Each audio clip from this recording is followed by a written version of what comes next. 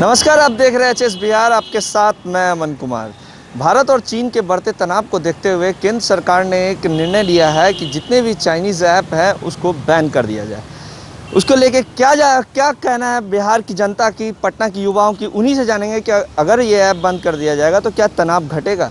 हमारे साथ कुछ युवाएँ हैं, उन्हीं से जानेंगे कि जिस तरीके से चाइनीज़ ऐप को केंद्र सरकार के द्वारा बंद किया गया है, उनका खुद का क्या ओपिनियन है।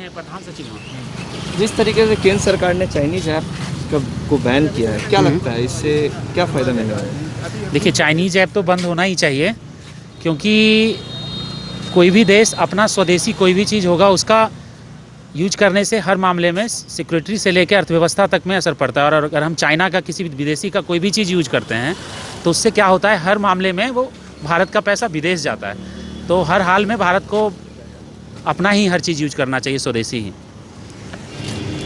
इस डिसीजन को कैसे देखते हैं, चाइनीज़ ऐप? हाँ, डिसीजन ठीक है, मगर जो भी है ना चाइनीज़ प्रोडक्ट सारे चीज़ को बंद करना चाहिए। चाहे जो भी प्रोडक्ट सबको बंद करना चाहिए ताकि देश अपने पर डिपेंड हो जाए। अब तो जो भी प्रोडक्ट है उस सभी चीज़ों को बंद करना चाहिए, देश खुद पे डिपेंड हो। जो डिसीजन केंद्र सरकार ने लिया है चाइनीज़ ऐप को बैन को लेकर, कैसे देखते हैं? डिसीजन बढ़िया है। ये हम ये कहेंगे ऐप के साथ साथ और सारी जो चीज़ें हैं उसको भी बैन करें। हम सरकार से यही आग्रह करते हैं कि जितने भी सारे इंपोर्ट हो रहे हैं हमारे देश में चाइना से, वो सारे के सारे बंद हो जाने चाहिए। और हमारे देश में इतना काबिलियत है कि हम लोग कुछ भी कर सकते हैं। हम लोग ऐसा नहीं है कि वो चाइना वो है वो कर सकता है तो नहीं, हम लोग कुछ भी कर सकते हैं, बशर्ते उनको अभी फ़िलहाल बैकफुट पे डालना चाहिए चाइना को। और उसको उसका ऐप के साथ साथ उसके जितने सारे प्रोडक्ट्स हमारे देश में आ रहे हैं उसको बैन करना चाहिए। हम यही आग्रह कर रहे हैं। जितने भी प्रोडक्ट हैं उस सभी चीज़ों को बैन करना चाहिए। किस तरीके से देखते हैं ये डिसीजन को? ये डिसीजन तो सरकार का अच्छा ही है। और अगर प्रोडक्ट इंडिया में होगा तो इंडिया और विकसित देश होगा। और दूसरे देश के सहारे पे क्या रहना चाहिए, ये डिसीजन मोदी सरकार को पहले ही एक्शन ले लेना चाहिए था।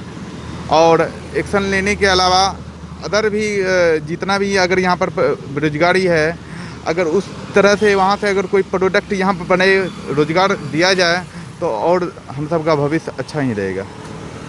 चाइनीज़ ऐप बैन किया जा रहा है केंद्र सरकार की तरफ से, कल आदेश भी आ गया। इस डिसीजन को कैसे देखते हैं? ये डिसीजन अच्छा है, लेकिन इससे पहले भारत सरकार को चाहिए कि जो 4 बड़े पोर्ट हैं, विशाखापट्टनम, कोची, मुंबई का जो पोर्ट है, चाहिए कि उन लोगों उसको विकसित करके एक तरह से मैन्युफैक्चरिंग हब बना दिया जाए ताकि बहुत सारे युवाओं को रोज़गार मिले।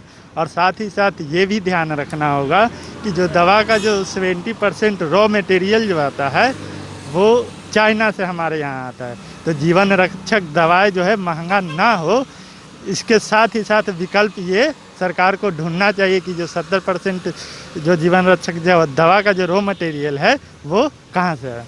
तो मतलब कि इंपोर्ट एक्सपोर्ट पे भी बैन होना चाहिए। अगर हाँ, चाइना से जो भी प्रोडक्ट आ रहे हैं उस पे बैन। हाँ, इंपोर्ट एक्सपोर्ट पे बैन कर रहे हैं, बैन होना चाहिए। लेकिन साथ ही साथ जीवन रक्षक दवाओं का जो मामला है उस पर सरकार जो है गंभीर रूप से विचार करे कि आखिर दवा का जो रॉ मटेरियल है 70% जो आता है वो कहाँ से आए।